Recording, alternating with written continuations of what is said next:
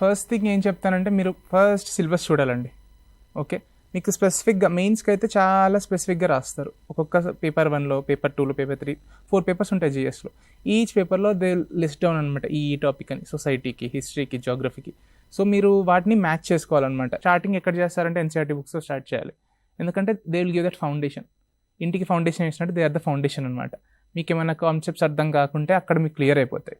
Okay, దాని తర్వాత మళ్ళీ స్టాండర్డ్ బుక్స్ ఉంటాయి అనమాట దాని మీద ఫస్ట్ ఫ్లోర్ లాగా. ఓకే, పాలిటీకి లక్ష్మీకాంత్ ఉంటుంది.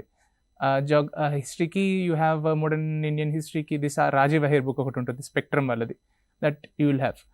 అండ్ అట్లా ఎకనామీకి నేను శ్రీరామయ్యస్ నోట్స్ చదువుండే. ఎస్ఎన్టీకి స్పెసిఫిక్గా ఏం లేదు, మంత్లీ మ్యాగజైన్స్ అవి ఉంటాయి అనమాట. అండ్ ఇవన్నీ స్టాండర్డ్ బుక్స్ అయిపోయిన తర్వాత నెక్స్ట్ కమ్స్ కరెంట్ అఫైర్స్ అనమాట. బికాస్ దిస్ ఎగ్జామ్ ఎట్లా ఉంటుందంటే చాలా డైనమిక్గా ఉంటుంది. You have to be on your feet always. So current అఫైర్స్కి న్యూస్ పేపర్స్ చదవాలి. నేను ఇండియన్ ఎక్స్ప్రెస్ చదువుతూ ఉండేవన్నీ. ఇంటర్వ్యూ టైంలో అది ఇంకా హిందూ, ఇంకా మింట్ కూడా చదివాను నేను. సో ఇవి. అండ్ దీనికి యాడ్ ఆన్ చేస్తూ చెరీ టాప్ లాగా మినిస్ట్రీ వెబ్సైట్స్ చూడడం, పిఆర్ఎస్ కొన్ని వెబ్సైట్స్ కూడా ఉంటాయి అనమాట. అవి కూడా మీరు చూస్తూ ఉంటే పిఐబి అని ఉంటుందన్నమాట, గవర్నమెంట్ వెబ్సైట్, అది ఇన్ఫర్మేషన్ సెంట్రల్ గవర్నమెంట్. సో ఇది. అండ్ ఒక మంత్లీ మ్యాగజైన్ కూడా చూసేవాడిని, విజన్ ఐఎస్ వాళ్ళది. సో దీనివల్ల ఏంటంటే ఒక కాంప్రహెన్సివ్ కవరేజ్ దొరుకుతుంది మీకు.